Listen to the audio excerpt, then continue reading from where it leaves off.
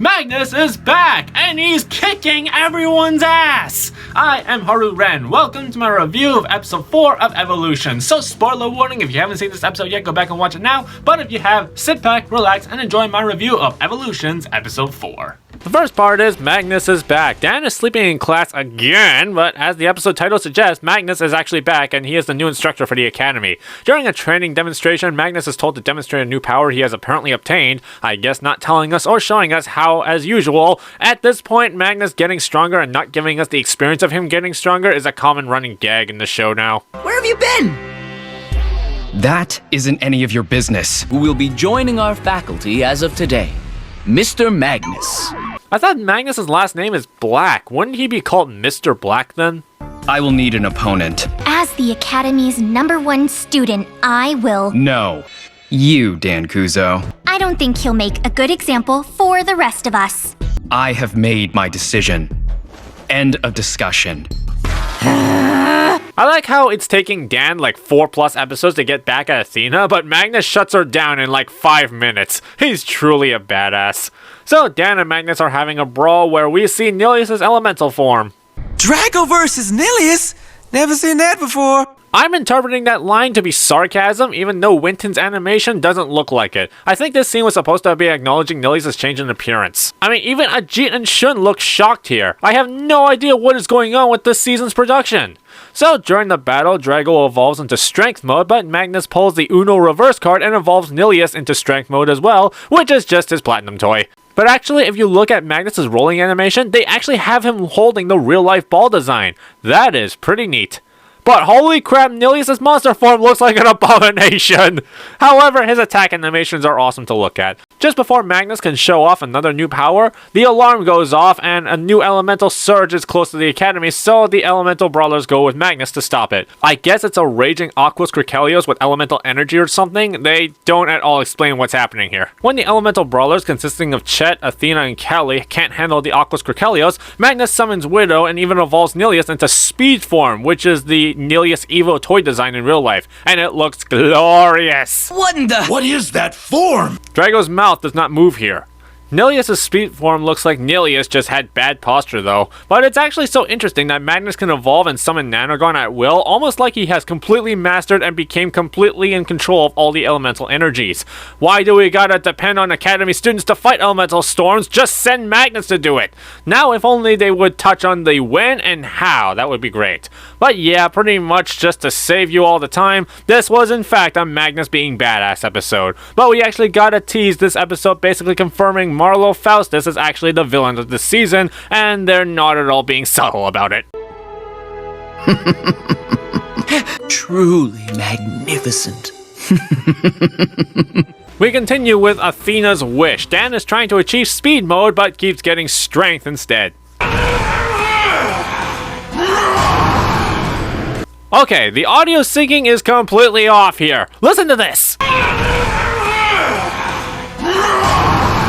They completely put another sound file on top of the recorded file for this episode. Seriously, what is going on with the post-production part of making this season? We're 4 episodes into this season, and I don't think I've ever seen so many mistakes being made in the history of this franchise. What seriously happened? Because the mistakes I'm seeing here keep finding new ways to suck! Athena is doing the same thing, trying to get to speed mode, and this episode really goes deep into her character of why she's such a tryhard. While Dan and Drago achieve speed mode, which is Drago's Evo toy, the monster form looks absolutely glorious, by the way. Athena challenges Dan to a brawl to find out how to achieve speed mode.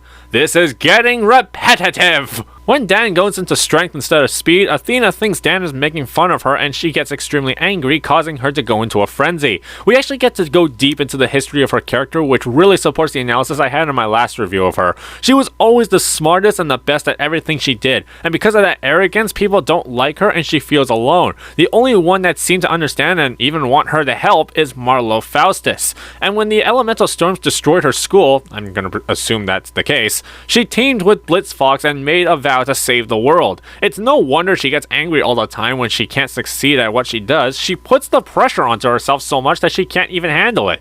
And it really doesn't help that Marlo is practically encouraging putting that amount of pressure on herself. Athena's story and personality, driven by the self-agonizing pressure of being number one in order to save the world, is very personal and relatable. The biggest weakness that she has is not having anyone to support her and share the burden because she is always too far ahead of everyone else. She is pretty much the doppelganger of Dan, since both are driven to be the best and have high amount of arrogance, but the difference is Dan has empathy and compassion and therefore doesn't have to shoulder the burden of beating number one by himself. And I guess that is as well one of the biggest causes of her anger. Her biggest weakness is she doesn't know how to make friends. And really in the end, it all boils down to self-hatred.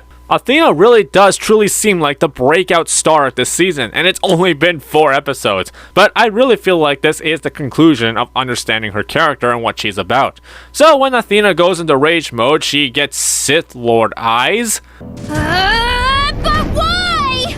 Good. Use your aggressive feelings, girl. Let the hate flow through you. Oh, shut up. That's the best Emperor Palpatine I can do. This only happens like twice. I would prefer it if she was actually having Sith Lord eyes throughout the entire battle, but it only appears twice. Also, you look at this scene here, why is there a black border around the screen? There's literally no reason for this to be here. Why is it here? When she's about to finish Drago off, Magnus sends Nilius to take Blitzfox out with one blow, hinting that elemental energy is possibly causing rage attacks, not just in Bakugan, but brawlers as well. Well, okay, that plotline seems very interesting. And we end this episode with Athena joining the Awesome Brawlers training to master speed mode. And Athena joins them with a smile. You know what that is, right? Character development. Earlier, she couldn't even stand being around Dan. So, that was Evolutions episode 4. Let me know what your rating of the show was in the comments down below. This was actually a pretty amazing episode. Magnus coming back in such spectacular fashion, just kicking ass and taking names, and we got a really good scene understanding Athena's character. I know a lot of people are probably going to complain that Athena's character story seemed rushed, but considering we're only getting like 26 episodes and Athena is probably appearing more this season, I'd say this was alright. I would still like to really know how, when, and where Magnus practically mastered elemental brawling, but like I said, Magnus being strong, don't ask any questions, is just the running gag of this series now. Aside from the obvious production issues that have been showing up, this was a really great episode, and we even got a nod at who the main bad guy is this season. As if we didn't catch on to it already. So this episode gets a Bakutastic! Thank you for watching this review of Evolutions. Be sure to press the like button and give us a subscribe for more awesome Bakugan content. I've been Haru Ren, and thank God for Rapid Fire. Bye!